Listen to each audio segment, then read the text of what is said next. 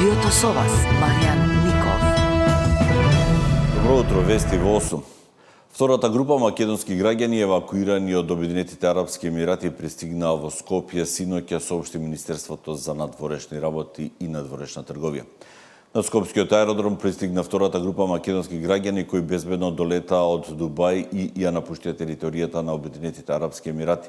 Станува збор за вкупно 150 патници, од кои 125 македонски државјани, 7 од Србија, 11 од Косово, 2 од Босна и Херцеговина, 2 од Албанија, 1 државјан на Германија, 1 на Ерменија и 1 на Црна Гора.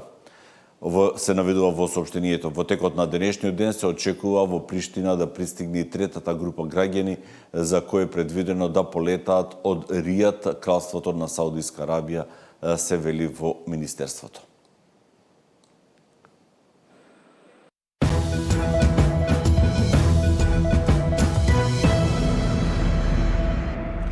Премиерот Мицкоски денеска ќе седне на иста маса со собствениците на супермаркетите и дистрибутерите за да им порача дека не е време за кревање на цените и дополнителен удар врз домашниот буџет.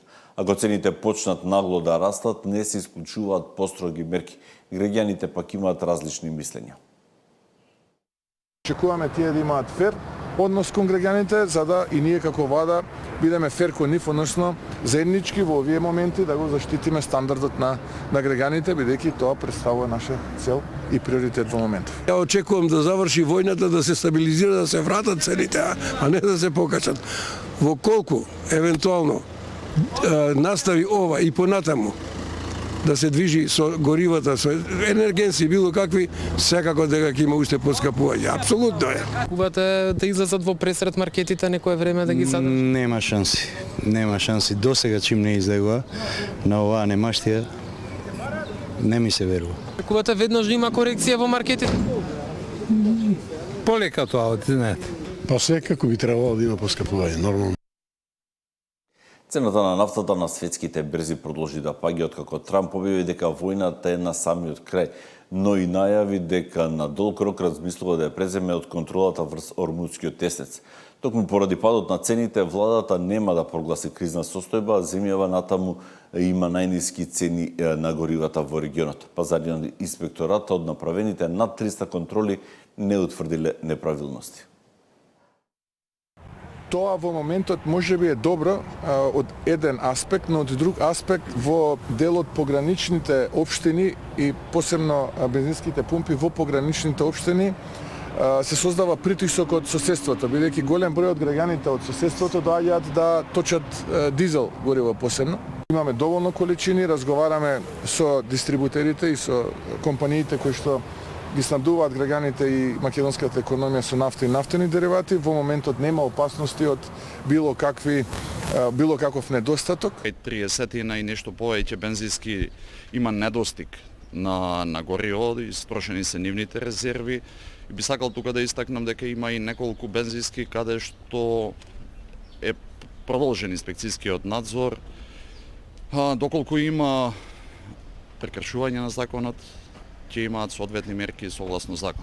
Дали констатиравте дека кај некој ги криела залихите, односно не точеле гориво за да работат? Не, искрено таква констатација не е увидена.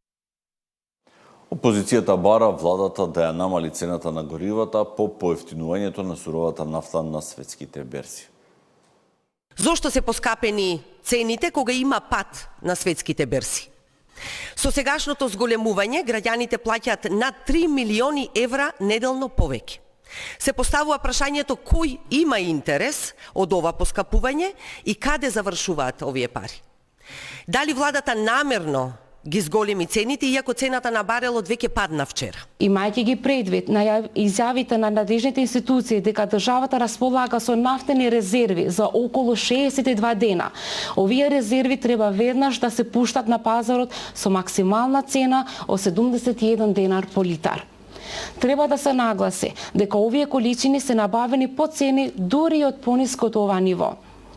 Исто така, владата треба веднаш да ја разгледа можноста за намалување на фискалниот товар за нафтените деривати, вклучувајќи ги акцизите и другите давачки со цел стабилизирање на цените и заштита на стандардот на граѓаните.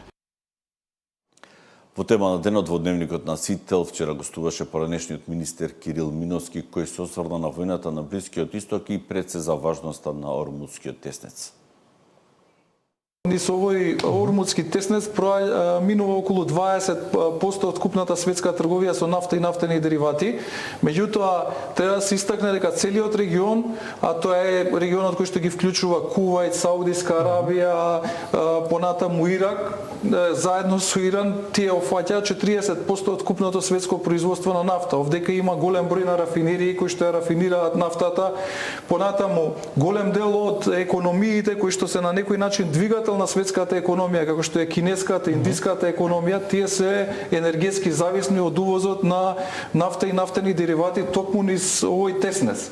Околу 30% од вкупниот увоз на нафта е токму на кинеската економија е токму од Иран. 10% од увозот на нафта и нафтени деривати во Европската унија е токму од овој дел од светот. Така да на некој начин и светската економија функционира на принцип на поврзани садови.